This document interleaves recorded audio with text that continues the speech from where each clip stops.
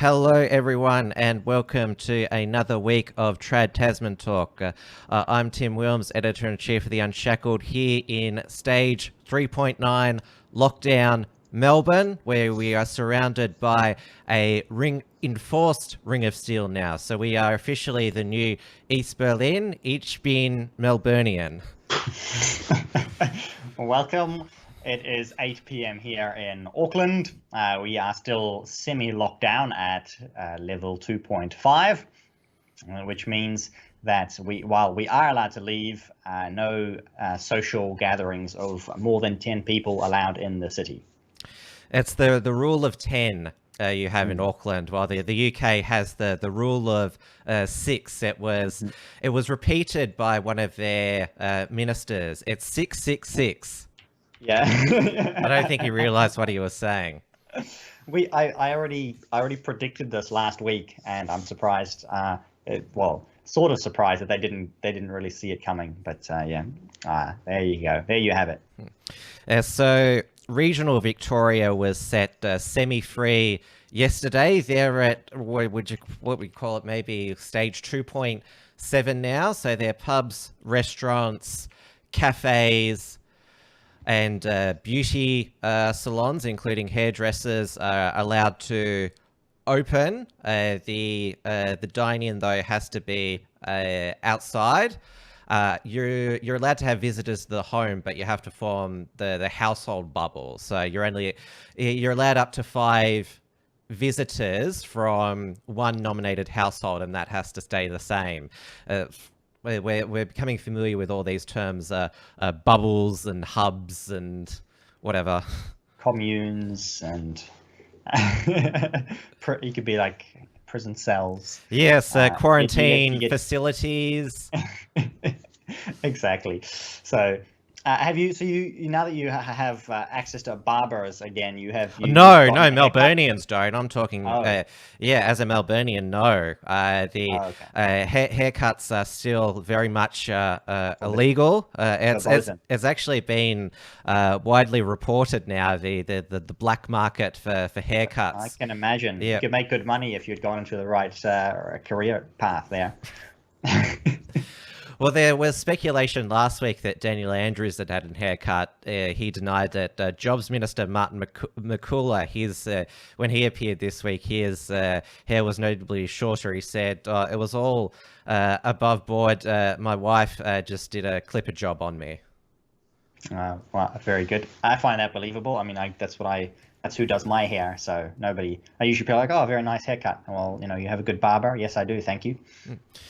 The Melbourne lockdown, it's described worldwide now as one of the world's most strict, draconian, and longest. Though obviously a lot of people have short-term memories, forgetting how even more draconian New Zealand's initial alert level 4 lockdown was, where KFC was even shut, and. That's right. Yep, absolutely. Absolutely nothing. And imagine my shock, it's come back to bite New Zealand. It has been. Yep, absolutely. Yeah, well, the GDP numbers for the past quarter have shrunk by 12.2%. And they've said it's usually the economy has shrunk by 12.2%, but that's not counting. This is also including government spending in the overall economy. So all of the borrowing, all of the wage subsidies, all of this money that's being thrown at every single problem factored in, the economy has still shrunk by 12.2% after all of that spending, and with the wage subsidy still in effect as well, it's entirely possible we can see a whole lot more damage once the zombie businesses go down, which we've been saying for the past 3 or 4 months. That may still be extended, but eventually the zombie businesses will come down.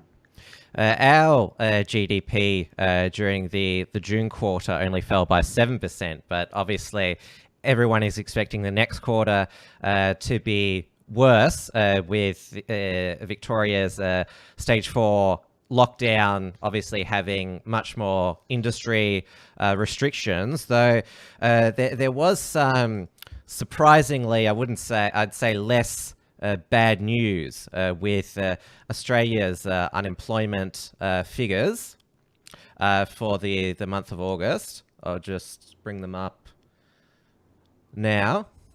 I've got so many tabs open at the moment. I can imagine. It's actually interesting with the New Zealand drop. Is apparently not as great as forecast. So they've been advertising, oh, it's not as bad. It's not as bad as it could have been. It's not as bad as it was predicted. But as I said, I very much suspect that the worst is still coming.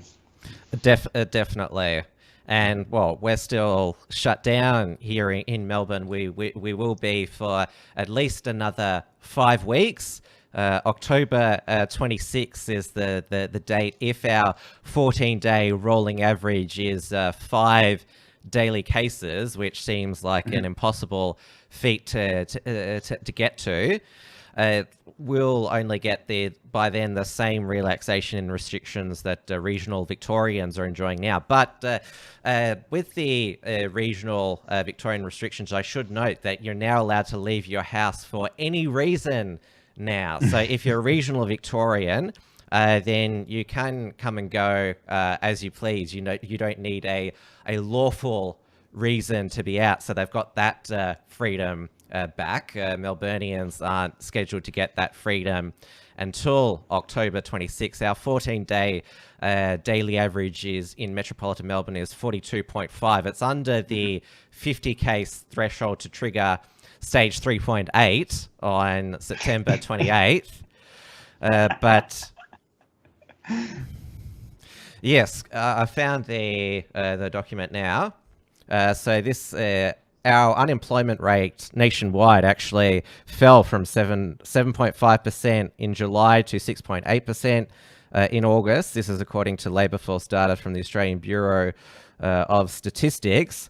But if you go further down to the state-by-state breakdown, Victoria's unemployment rate increased with the state in stage 4 lockdown from 6.8% to 7.1% a month later. Imagine my shock. Imagine. Tasmania recorded a 0.3% rise in unemployment to 6% in August. Tasmania is still got its hard border up. It's obviously easier to maintain since it's an island and not many people live there. And Queensland, the state with the highest unemployment rate in July, saw a 1.3% decrease in the measure to 7.5% in August. Josh Frydenberg, the federal treasurer, he wasn't keen to spruik these numbers too much, given that, well, we have JobKeeper continuing until March next year, though on September 28th, the the weekly payment is cut from $750 to $600. So it is being scaled back, and then there's another cut that happens in January. At some point, you run out of money, right? There's the old line from Margaret Thatcher. Oh no, you can just print it. Here's a maybe a future Australian currency here, a $1 million note. Oh, excellent! You can all be millionaires. Yes. Like we'll be in New Zealand. And it's the same thing there. They're still projecting low unemployment, sort of low unemployment in New Zealand, like 6% to 8%. And they're expecting that to last for at least 5 years. And partially, obviously, they haven't factored in the fact that they're still stomping on everybody's necks. And how is that, the announcement of the GDP contraction, has it had any impact on the election campaign, on the polls? It's hard to tell because there's no polling being done. How convenient. It may give the game away. I've got some leaked poll numbers somewhere. I'm not sure if I can bring them up in time for the show, but basically some leaked internal polling is showing that the gap is closed to about 10%. Labour still up in about 43, 44%, and sort of National behind in getting to the high 30s now. And yeah, that's. I suspect, at least if the leaked polls are accurate, that the gap is tightening, which obviously goes against the narrative. And the reason why you may be inclined to believe the leaked numbers are that the fact that there are no official polls being done, and that that is the clue.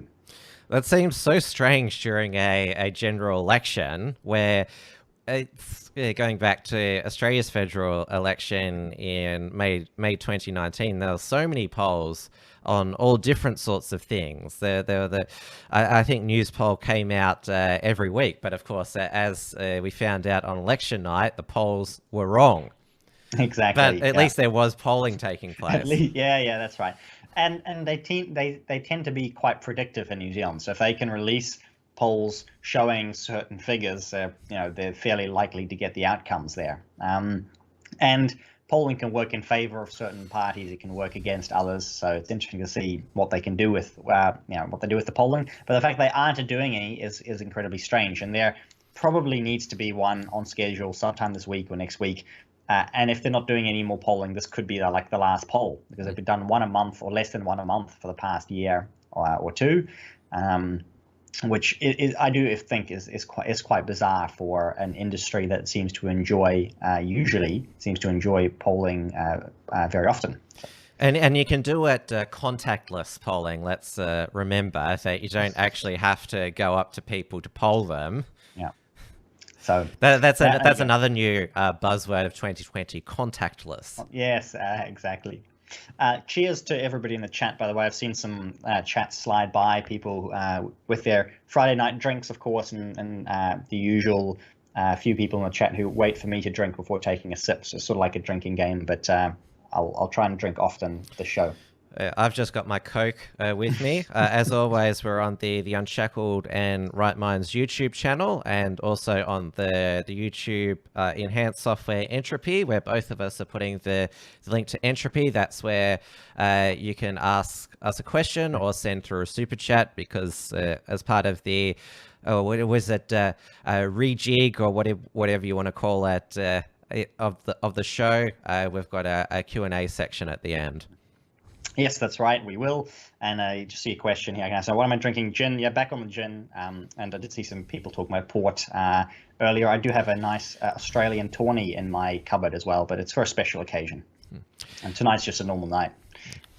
At least in your alert level 4 lockdown, I have to use the correct term, because we in Victoria call it stages. It's alert level. We're at stage 3 cancer level. Yeah. The liquor stores were still open. Mm-hmm. But no, at level 4, only if you lived in an area that's under draconian licensing trust laws could you get alcohol delivered. Otherwise, you could only get the stuff they were selling at the supermarket. So you could only get supermarket wine, supermarket beer, unless you lived out in basically West Auckland and possibly one or two other parts of the country. Basically, special monopolies that have monopolies on selling liquor. So supermarkets aren't allowed to sell liquor. Nobody's allowed to sell liquor except for these licensed monopolies in certain parts of New Zealand. So, and obviously they were essential during level 4. Most of our supermarkets have a separate liquor department attached to them. Woolworths has BWS, Coles has Liquorland, and then both those chains have their liquor warehouses, which is First Choice Liquor and Dan Murphy's. Dan Murphy's is probably more popular than Dan Andrews at the moment, because that's when Dan delivers you cases. That's much better than Dan Andrews delivering coronavirus cases. Yeah, exactly. Corona beer, not coronavirus. Exactly. But all the pubs that have shut, they are still allowed to operate their drive-through liquor, whether that be Thirsty Camel or whatever. So your alert level 4 shutdown, it benefited the major chains much more than the little guys. Yeah, and that was it. If you're a monopoly, if you're a supermarket monopoly, you're a liquor monopoly, you were allowed to function, obviously. Yes, very, very essential. Because that's what social justice is. Absolutely. So, yeah. Well, that's in terms of other economic numbers in New Zealand. The houses are selling. House market keeps going up through the roof. Obviously, nothing has changed in terms of building restrictions in New Zealand. So it's still difficult to build houses, expensive to build houses. All of the land restrictions and infrastructure problems that we have around getting more housing is there. But with the country having been shut down for 2 months earlier this year means that there aren't a lot of extra houses, and then with no tourists being here, but instead having returning residents, returning citizens. Everybody wants a house. Everybody needs a house. So if you're in the housing business, then things are booming for you at the moment. Well, everyone's predicting, well, not just in Victoria, but Australia-wide, there's going to be a trend to go bush, because obviously being in an inner-city apartment during the lockdowns is the worst place to be, especially, well, we still have the exercise limit and 5-kilometre radius here in Melbourne. And obviously, being in a apartment complex or a dense area, there's more chance of clusters emerging. Where if you've got some acreage or manor in rural or regional Victoria, you're less likely to get whatever the next virus is going to be, and also less likely to have nosy neighbors who are going to be tut-tutting. And when you're inevitably locked back into your own properties, if you've got more space, you've got more land, you're out in more rural areas. Breathe more fresh air. You've got more fresh air, that's right. And if you're going to be hit by the second Great Depression, if you've got more land, people are more interested in growing their own food, doing more gardening. Even we're talking about getting chickens here, so who knows? Might get into a little bit of urban farming in my backyard. Who knows? So they definitely it's a case of people wanting more rural lifestyles. And people out on the island properties here in Auckland, especially Waiheke, one of the Auckland islands, houses there are just they're selling as soon as they come on the market, and they are obviously nice and secluded, big space, and especially the wealthier people are keen to get out. And I suspect people who are not as wealthy, if you're going to take on debt with the interest rates heading negative, there's that incentive. There's that incentive to get people into debt and people taking on more debt. But if you can do it smartly, it also is an opportunity to pay off debt more quickly. So people who are stuck in debt, basically now is your chance to get rid of it because the rates are just going down. Sounds like that's New Zealand's own Nantucket and Martha's Vineyard. Yeah, that's essentially what it is. Yeah, Martha's Vineyard is at least the one I'm more familiar with. But is Nantucket an Australian or? No, American island off the coast of Massachusetts. Ah, right. The name sounds very familiar, but yeah, it's certainly that's what it is. Yeah. Well, it's going to be interesting if all the state borders, apart from Western Australia, open by Christmas, as has been agreed by National Cabinet, whether there is going to be these carloads of Victorians fleeing to other states.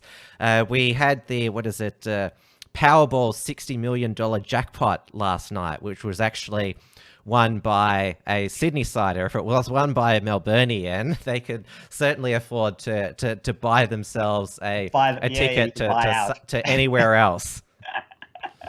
And you would. Well, as the Chief Health Officer of Queensland, Dr. Janet Young, said, if the price is right, you'll be let in. That's right.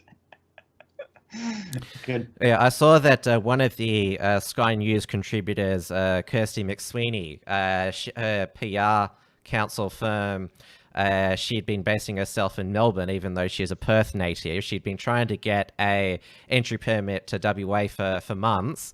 She finally got it because she was on the Sky News front page last night from hotel quarantine in Perth, so she escaped.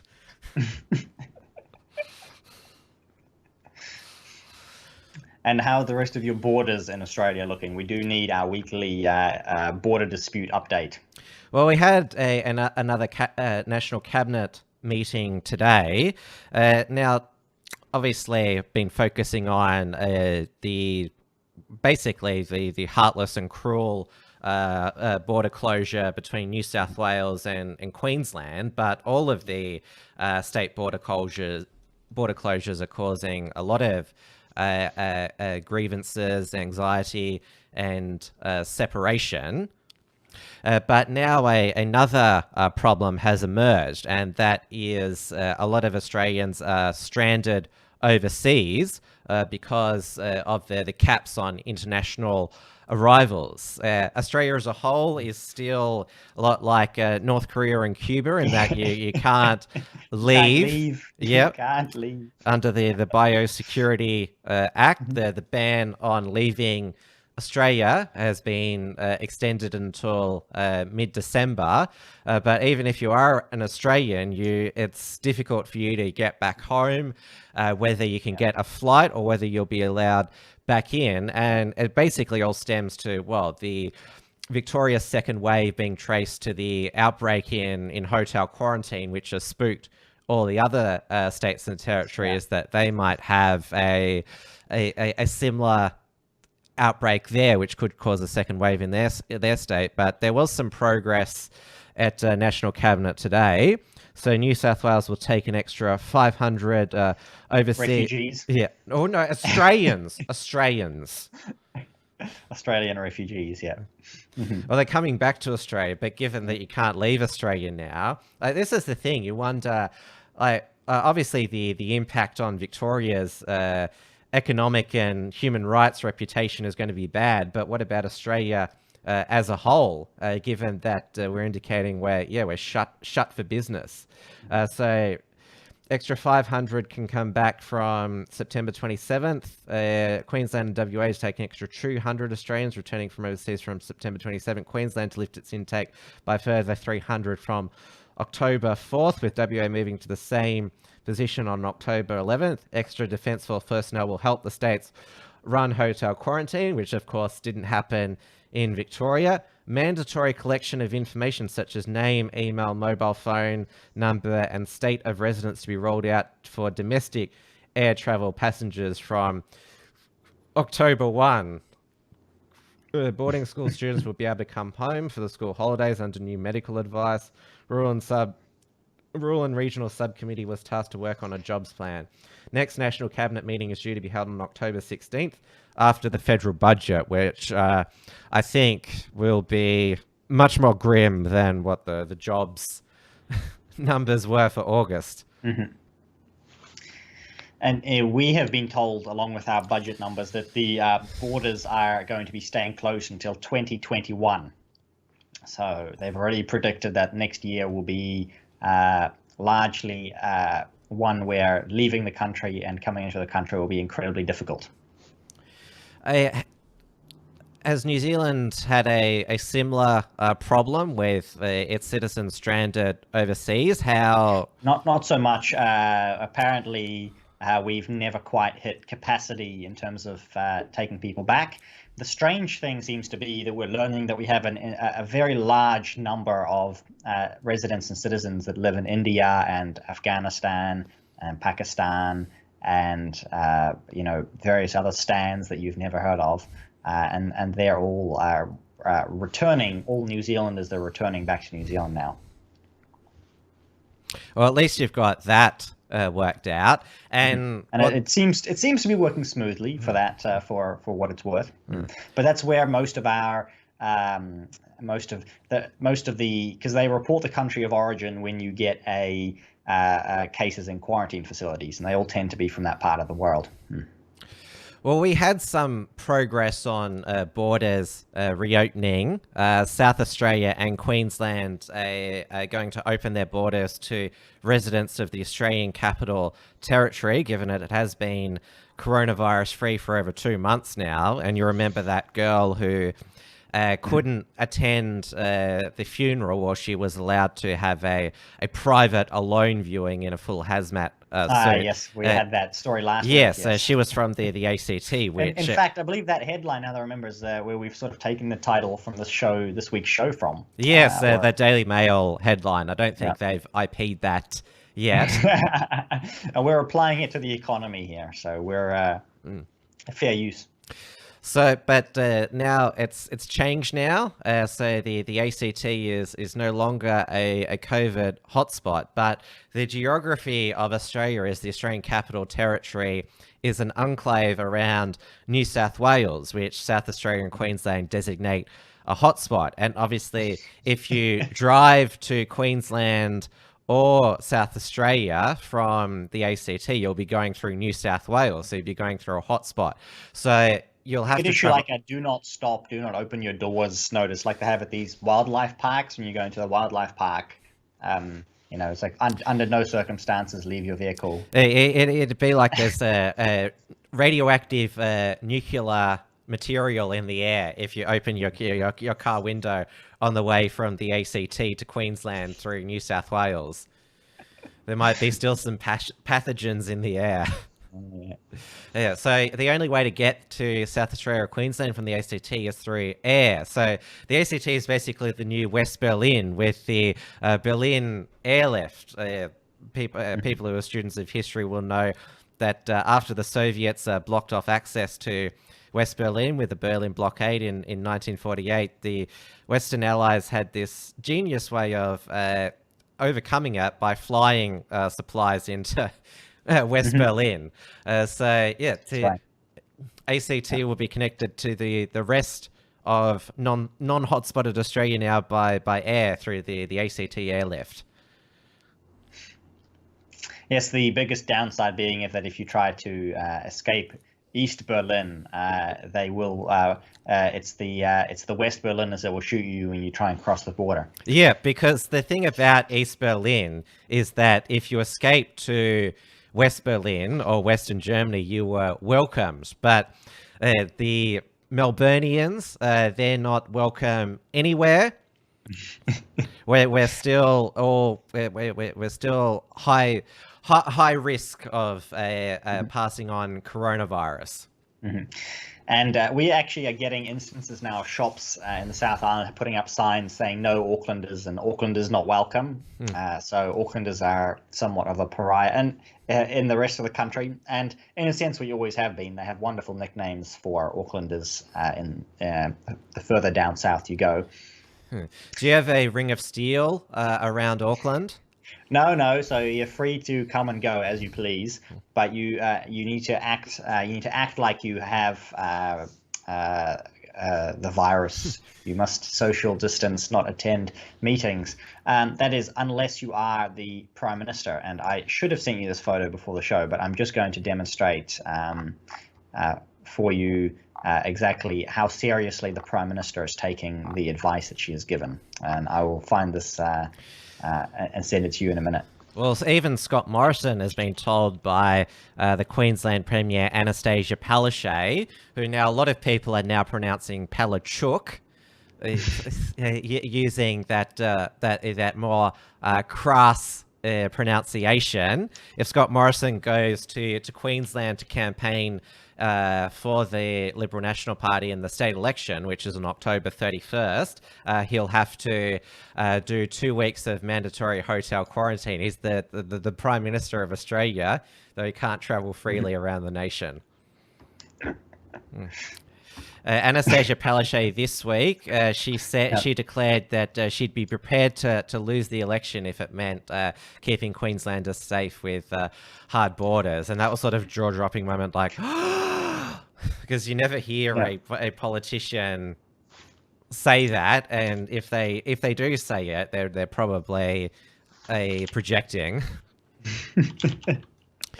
Yeah, but the residents of Queensland will have the chance to pass judgment on Anastasia Palaszczuk's a border policies and management of the coronavirus on Saturday, the October 31st. Us in Victoria, next scheduled state election is November 26th, 2022.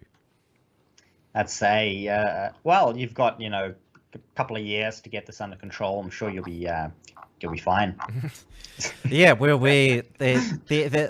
Obviously, I think last week I told you about how Melbourne or the state of Victoria was still using posted notes and fax machines to contact trace. I noticed that even the lefty satire sites now are mocking the Andrews government. The Shovel, which is normally a left-wing satire website, said Victoria doubles contact tracing capacity with the purchase of a second fax machine. I've sent you the link there. If you can see it and click on it, or you can bring that selfie up. So that was the Prime Minister yesterday with her fans at Massey University in Palmerston North. Oh, wow! So as you can see there's some good social distancing going on there, and the entire country, mind you, is under level 2 lockdown. So you have to stay 2 meters away from everyone. Even if you're in the middle of the South Island, or you're somewhere on, say Stewart Island, you're somewhere out in the middle of nowhere, you're still under level 2 restrictions. And especially, you've been told, if you're an Aucklander traveling elsewhere, and that's what she is, an Aucklander. But she doesn't handshake anymore, though. She does the elbow. So that's COVID safe greeting. Yeah, exactly. But of course, people asking here, I see the second lockdown as well. What was the point of the second lockdown? Well, the point of the second lockdown is that in New Zealand's largest city, you can't campaign 2 weeks away from an election. So that's, if I was cynical, that's what I would say.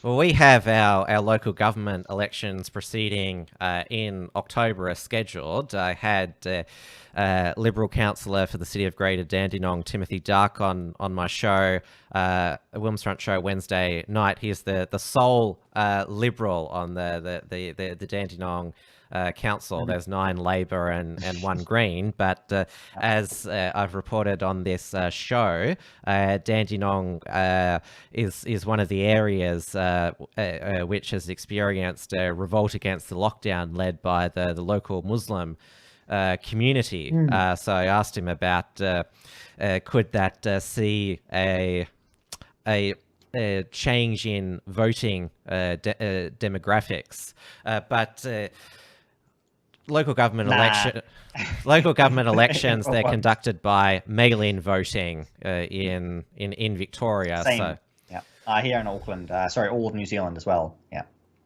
But obviously you're the same as our state and federal elections. New Zealand general election is done by in attendance voting. That's right. You have to turn up unless you've specifically requested an absentee ballot for a valid reason.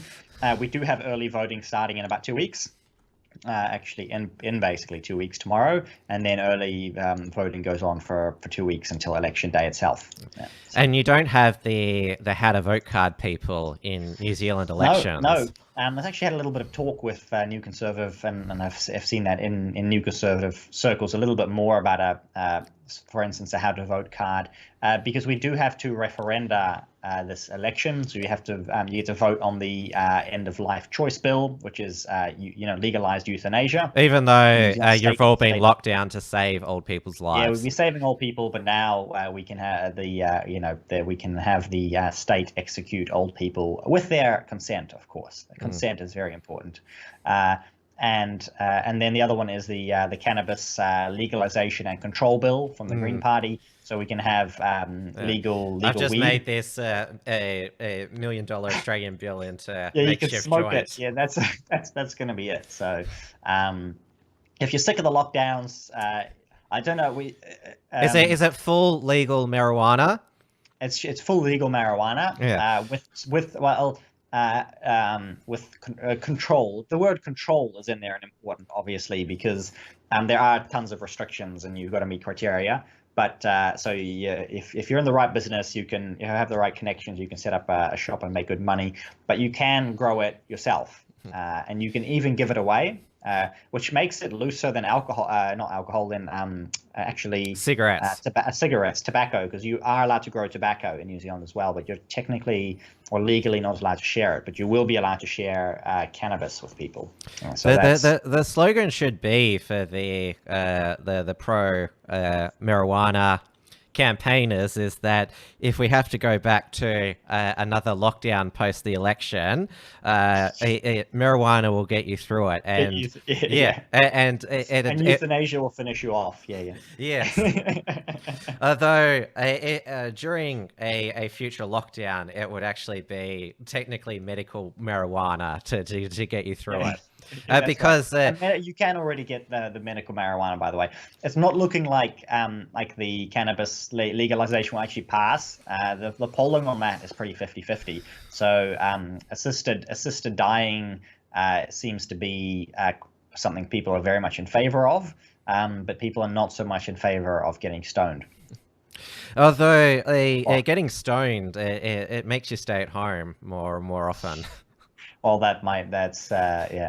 that's what you think that would be a good way to, they could use to promote it as well. But we shall see. So there is obviously, there's a little bit more to vote on this time, and you obviously get 2 votes as well. So you get your list vote, you get your electorate vote, and then you get your cannabis vote and your assisted suicide vote as well. So those are going to be 4 votes. It's going to be quite a complicated election for people to navigate. Well, that's nothing compared to the US elections, where you vote for not just for the president this November, vote for Congress, and there's a lot of statewide ballots and district attorney, or what is it, fire commissioner or something, garbage commissioner or something. You vote for everything. Sheriff, the important one. Your sheriff is the important one. Yeah, sounds like you cast 100 votes every November in the US. But I would much rather that, actually. I do wish we could actually vote for more things.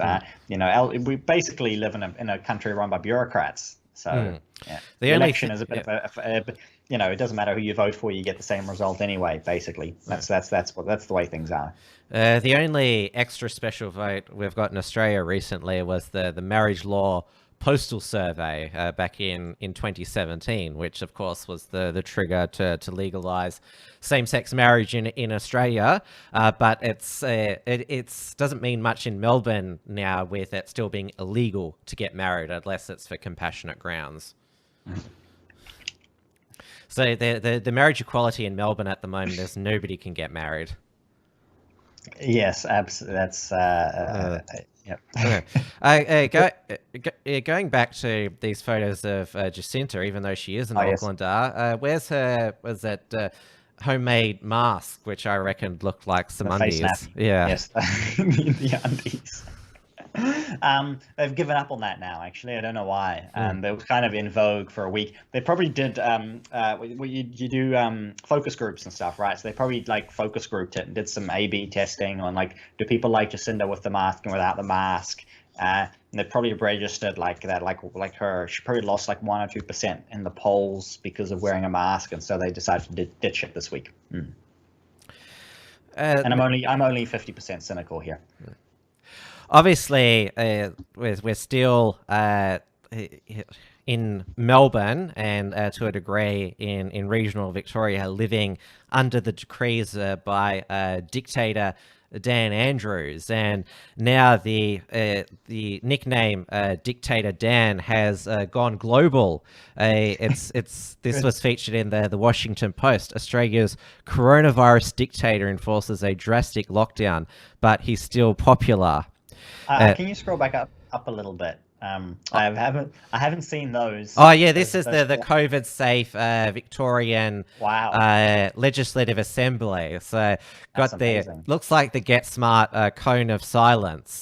Even though you've got they're called the, I can't remember the name, the plastic shields or whatever you want to call them. But even though that protects the droplets, you still got to wear that's the opposition leader Michael O'Brien opposite him in the mask there. So he's got the mask. Take it off if you speak. Is that the idea? Yeah, or does Dan not have to wear it? Oh no, you're allowed to take it off when you speak. So Dan Andrews, during his daily press conferences, he obviously takes it off to speak, and journalists doing live crosses from Melbourne streets are allowed to not wear a mask while they're speaking.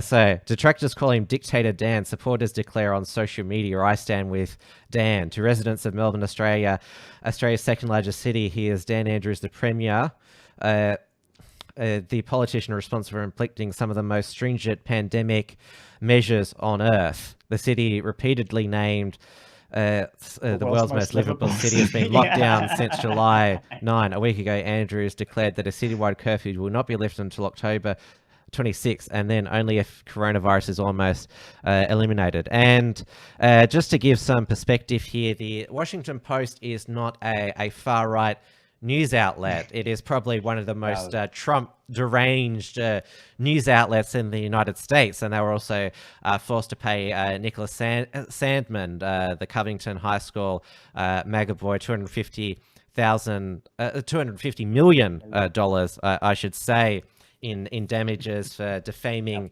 him as a racist. Yes. Yep. I've just remembered that we moved on from East and West Berlin, but I suppose before we're completely done with your situation there in Australia, we have had Auckland today cut in half. So we have a North and South Auckland separated because a truck crashed on the harbour bridge. We only have one harbour crossing at the moment, although there is a long way around if you take the land route.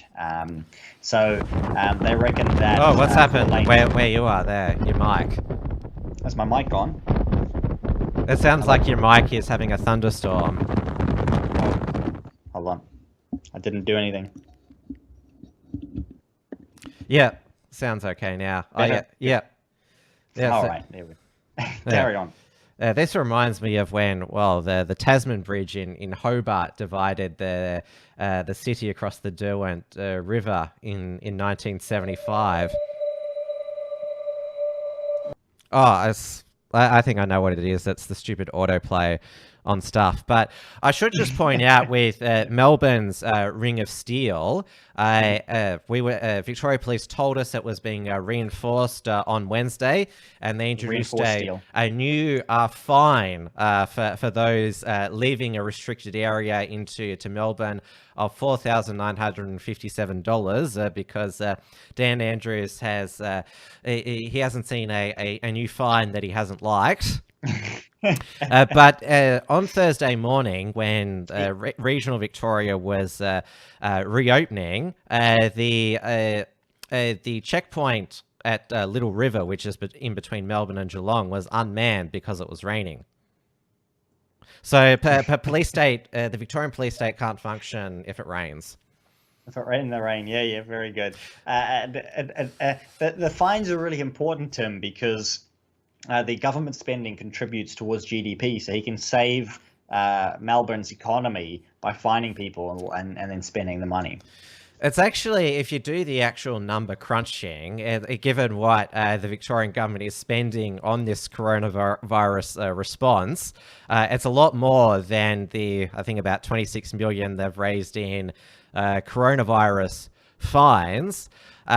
Which, of course, a lot of people have speculated when a lot of these fines are challenged, are they going to hold up in court? Because there is now a legal challenge to Melbourne's curfew by a Mornington Peninsula restaurant owner. And a lot of the fines have been issued to those breaching curfew, a lot of them ducking out to servos to get some cigarettes because they found out that they haven't got any, and you know how cigarette smokers they need their fix. The Supreme Court of Victoria wants to hear the case as a matter of urgency. If it's thrown out, the curfew, because we now know it wasn't based on medical advice, it wasn't based on police advice. Dan Andrews himself said, "Oh, I can't remember who came up with the idea, but it's something that I decided." Which basically, if he didn't base this on medical or police advice, then what else has he based on just his dictatorial decree and not through, because the way the Public Health and Wellbeing Acts, it's got to be based on the Chief Health Officer's directions. But if it's not something the Chief Health Officer recommended, then there's a good question if it's lawful. And then it should be unlawful, absolutely. If it's found invalid, the curfew, then all those fines get knocked out, at least the ones after curfew. Well, that would be good. I hope so. Somebody in the chat here is asking the obvious question: why should the bridge be shut for weeks? Back to the Auckland Bridge. That's indeed a very good question. But this is Auckland Transport and the New Zealand Transport Agency we're talking about. So it'll take them at least until the weekend. It's been today now, so it'll be tomorrow at least, I suppose, at the earliest, that they will be able to assess the damage, and then it may take them. They said several weeks to make appropriate repairs to the middle of the bridge, in which case they are recommending that people stay home or find, work from home or find alternative routes. That's it's just, they got to get, 50 managers on the job, and then they've got to find, one guy who will, bend the barrier back into place and whatever. It is pretty much a joke. You think that in a large city of over 1 million people, that you'd be able to get keep the main bridge that connects two halves of the city running, but not anymore. Well, after the Tasman Bridge the whole bridge wasn't knocked down, just the middle of it, which obviously meant that people couldn't cross it because, when it happened, the boat made the middle bit collapsed. A few people died driving off the edge. That was the only bridge in Hobart during that time, and so obviously after that they made two other bridges. Yeah. So that happened again. Yeah. You think that somebody would build a second bridge here in Auckland, but we don't really think that far ahead. That's not really those are not really the things that the council or the central government really thinks about at the moment, because re-election in every 3 years is the most important thing, and it takes longer than that to build a bridge with all of the resource consents that are required. So. Dieuwe, I hate to point this out, but it's better that I point this out to you than maybe someone else. The middle of your beard, just before your nose, it's quite black compared to the rest of your beard, if you get what I mean. Sorry. This part of your beard here, it's very jet black. Probably. Jet black, yes, but it looks like. You get what I mean? I might get what you're getting at. Yeah. Yeah. So I need to turn the light up. That's all. We'll be fine. Yeah. Unfortunate bit of lighting. Don't worry, guys. It's just the lighting. Yes. You didn't dye that particular section of your beard like that. No. I would never do such a thing. We've had our first whistleblower, if you can call him that, in the Victorian government, speaking out against the Victorian government's coronavirus response or handling. This Sanjeev Sabalok, he was a Victorian Treasury economist. He quit so he could speak out against policy blunders, and he's now joined the Give Down the Boot campaign, which is you take a photo of your boots outside your property and post it online to show it's one of the lawful forms of protest. To take a photo of your boots at your front door to show that you're giving down the boot. He's become quite active on Twitter now. This was in the Australian Financial Review and Opinion column. He was on Credlin on Sky News last night. So it's good to see somebody sort of willing to give up a generous public service salary on principle. It doesn't happen much these days. Certainly doesn't, no. And I should notice for people, I should mention that we are in the last 10-15 minutes of the show. If you've got questions or super chats, please send them through. And I'll let Tim continue, but we'll try and answer a question or two before we get to the end as well. Yeah, I keep putting the entropy link in the chat.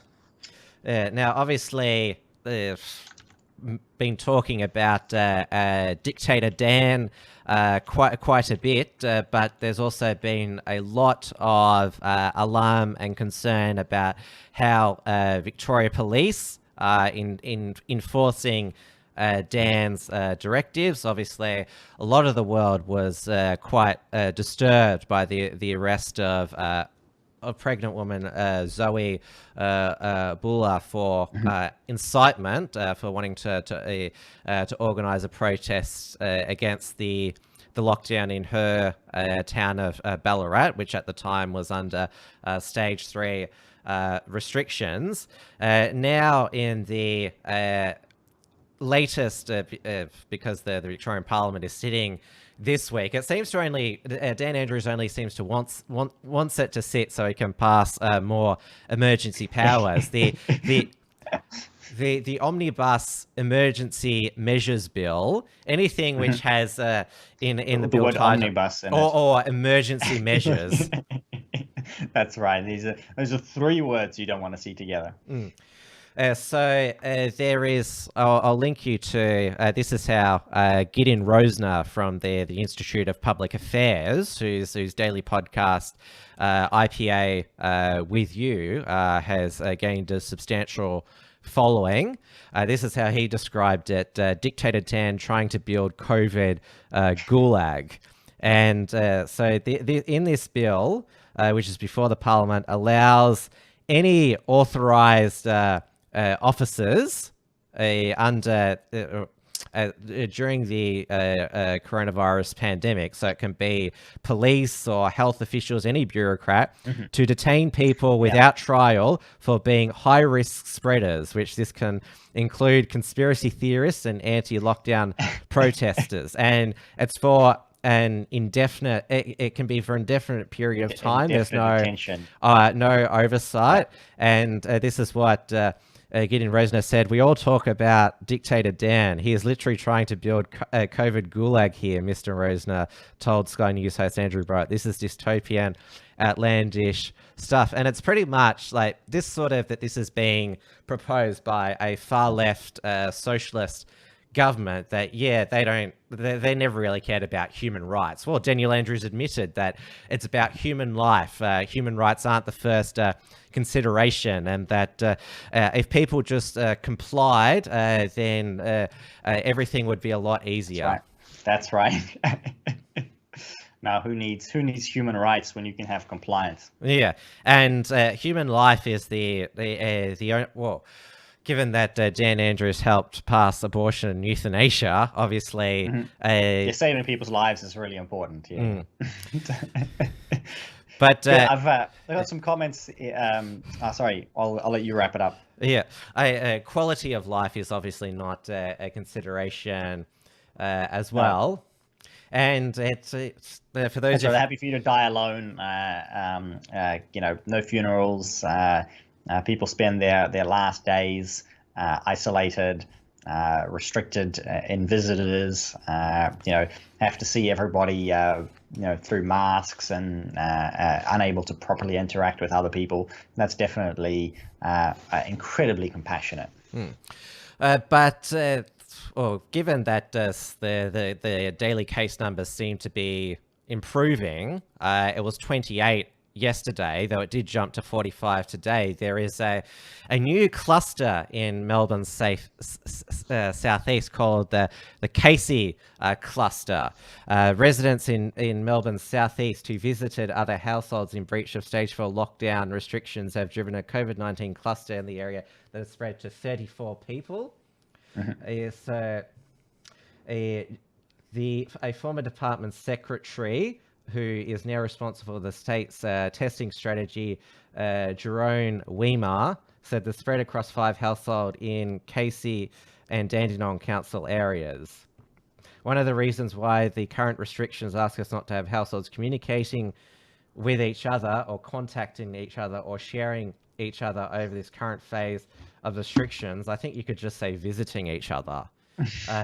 Because what is that? Communicating and contact can also take place virtually, which is COVID safe, is because of the inherent risks about that kind of contact and around close contact between different houses. And this is what's been playing out within Casey. Mr. Weimar said painstaking contact tracing had now found there are 5 households across Callum, Clyde, Narrowar, and South and Cranbourne North generated 34 coronavirus cases, first identified on September 4. We've seen it is obviously normal.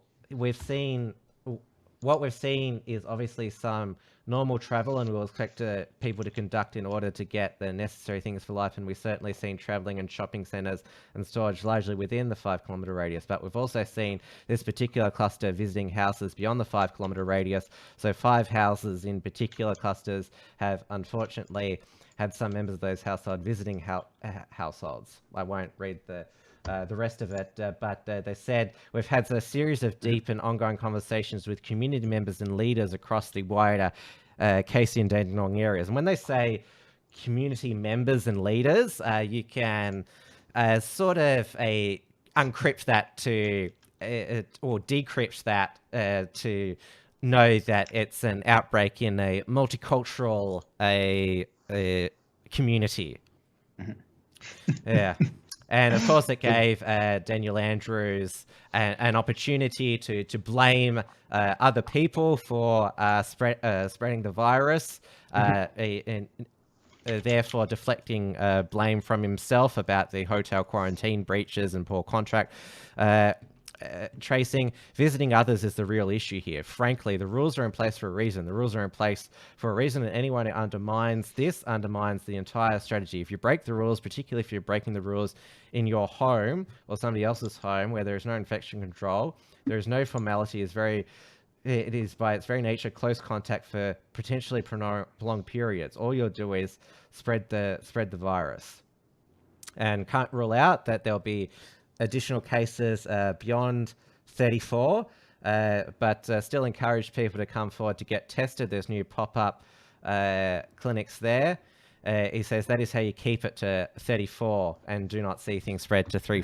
So this is the test of their new contact tracing computerized system, whether, because there were no new cases with this cluster today, whether their contact tracing has improved, whether they can keep this cluster under control, or is this the beginning of a, third wave?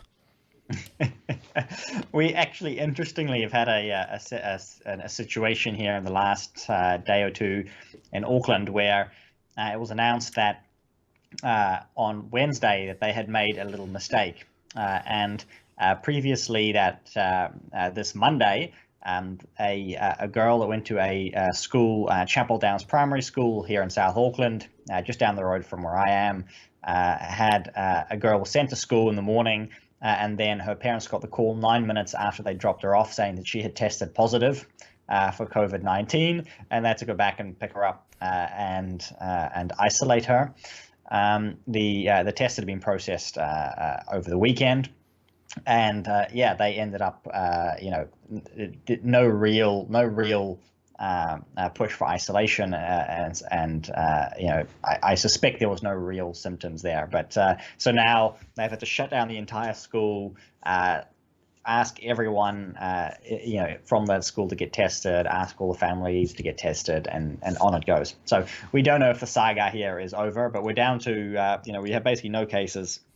We're down to 37 community cases. We have no cases today, yesterday, one the day before. And yeah, we shall see if we are, if the second lockdown is complete, and then we'll get a month or two of respite before we can move into the third lockdown. So that may be possible. Because if the polls that have been recorded to date still have Jacinta far out and ahead, if she's got another 3 years of government ahead of her, then she's already passed the New Zealand's emergency measures. So obviously after the election, she'd have all the political capital and time to put in another alert level 4 exactly. lockdown. They could keep doing this. Keep doing it for as long as they like. We've got to make sure I represent correctly. The New Conservative actually has announced today that they are one of only two parties that are standing a candidate in every single electorate. That includes all of the Māori electorates as well. So we have a candidate in that electorate. I'm afraid I can't tell you who it is because I don't know. Some of them haven't been fully announced yet. But we do have confirmed candidates submitted to the Electoral Commission in every single electorate. So no matter where you live, you will be able to vote for a New Conservative. We've also released the list today. I am number 9 on the list. So that means that if we get about 7.5% of the vote, I'll be in Parliament. So that's another incentive for you to vote New Conservative as well. Though most likely New Conservative won't get that vote.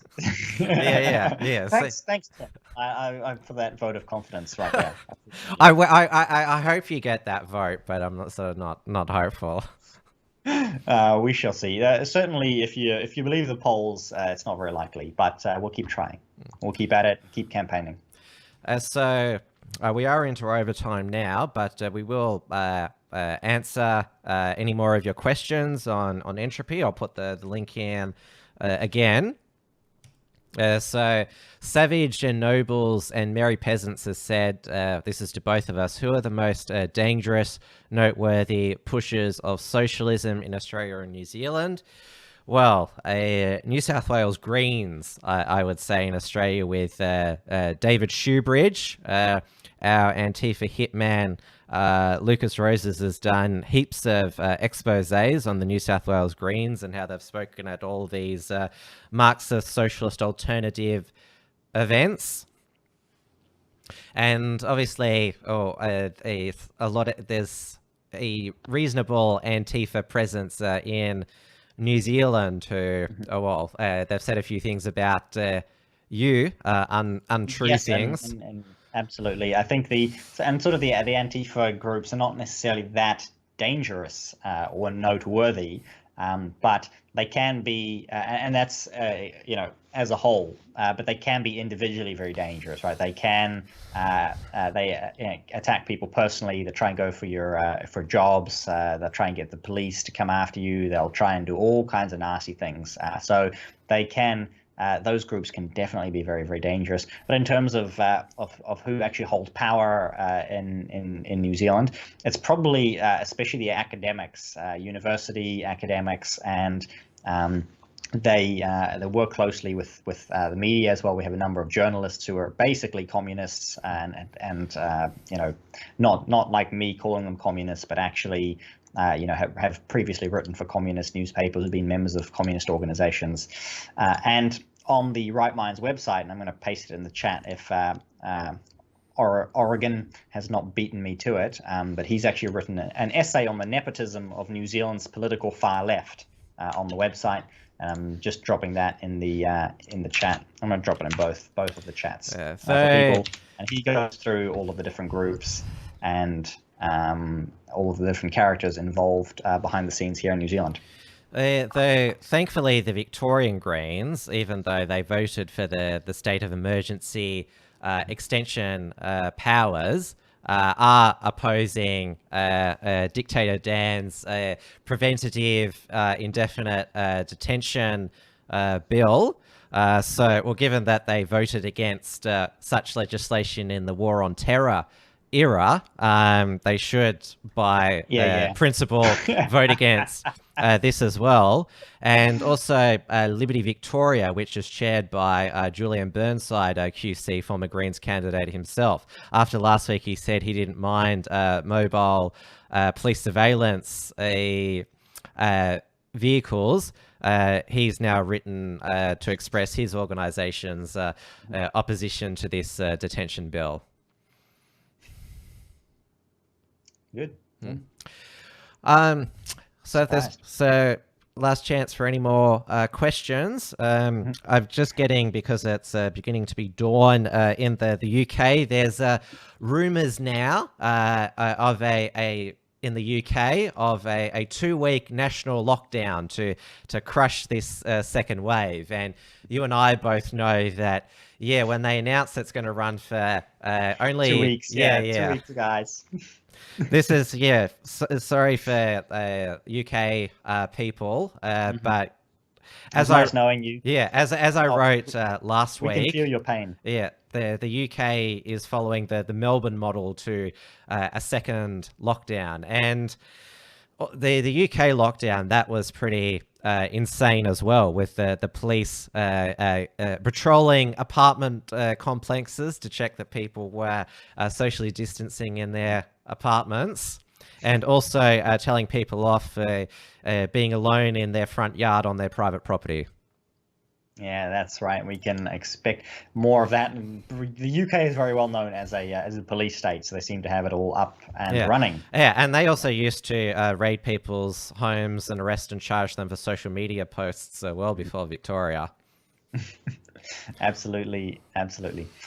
We've just been told by Dr. Foster, as a comment rather than a question. Before you go, everyone, be aware that the latest Joe Rogan podcast is with Douglas Murray. Be sure to watch that after this. So if you are a fan of Douglas Murray or Joe Rogan, there is something for you to watch. I must say I'm not a fan of Joe Rogan, and with his Spotify move for the money, some of the more controversial episodes have mysteriously disappeared. That's right. Yeah. We'd never do something like that. Yeah. And yes, I've been asked as well, courts or updates and so on. I have made an ombudsman complaint against the Minister of Police, Stuart Nash, a while ago for not responding appropriately to my Official Information Act request on my case, and that's actually now being referred to the Privacy Commissioner. So we're slowly making some progress there. No particular updates, and I always have people asking about updates on my court cases. We have officially concluded the initial discovery from the police, so they've actually sent me all of the information that I demanded from them back in January via the Privacy Act that I'm entitled to have. It just took 8 months of court action to get it. Some very interesting stuff on there, but I will be releasing a full update, a written update when I can. And there's a lot of the evidence that has to first be presented in court before I can talk about it. But it's all good stuff, and it shows the political motivations behind what was done to me. As you said last week, imagine my shock.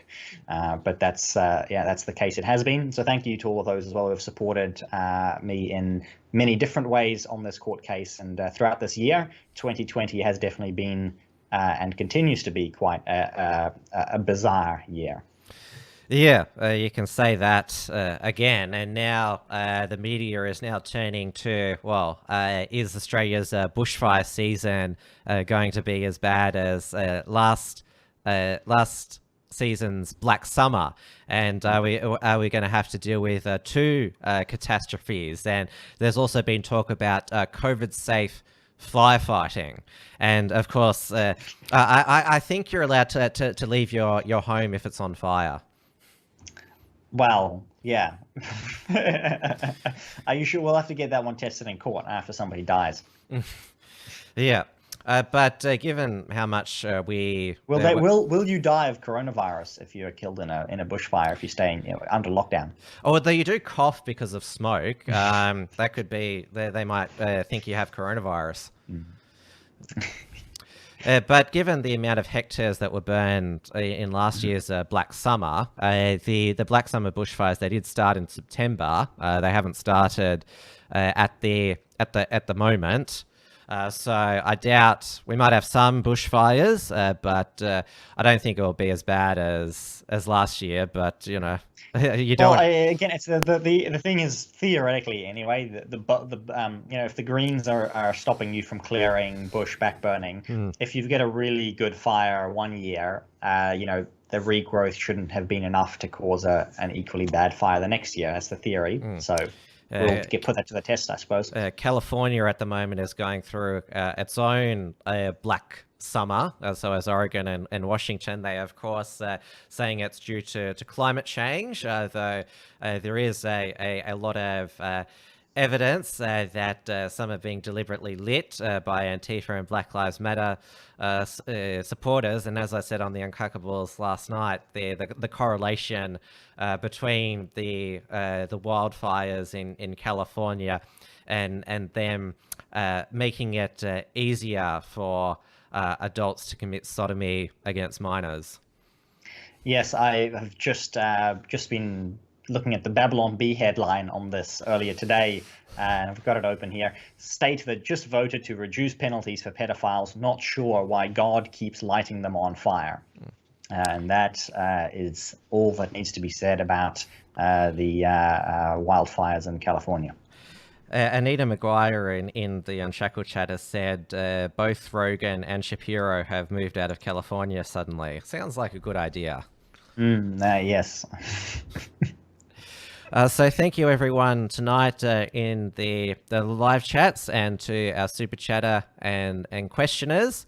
We'll of course be back again next Friday night. Well, you'll be back because you still can't campaign because of... That's right. We have an update on Monday and possibly we'll be able to have more than 10 people on by the end of next week. But the interesting thing is events that had previously been rescheduled later in the month for me have all been cancelled. So people are just saying, look, I'm not going to bother anymore because of the uncertainty. Everything's cancelled because there's no point planning and then replanning and then having the rope tugged, you know, the carpet tugged from under you. So basically no political events for the next month until the election. And I mentioned about Australia's Powerball last night. Tomorrow morning will, of course, be Victoria's daily COVID lotto numbers. What are going to be the new case numbers, the new daily deaths, the testing numbers. That's what it's been referred to now, because there is no predictor about what it's going to be. We've stopped paying attention here in New Zealand because it turns out it doesn't really matter. You get zero cases lockdown. Yeah. So nobody even knows what the case numbers are. Yeah. I had to look them up 5 minutes before the show. Yeah. It matters. A lot of people can't get on with their day in Melbourne unless they know what the COVID numbers is. And as with Powerball, if you hit the COVID lotto jackpot, grand prize is a ticket to anywhere else. Very good. Well, everyone, that's all for us. Good night and stay free. And also stay safe from the escaped criminals running around Auckland. Yeah, I'm not allowed to say stay free. I'm only allowed to say stay sane and stay happy. All right. Good night, everybody. Good night. Thank you, everyone, for watching.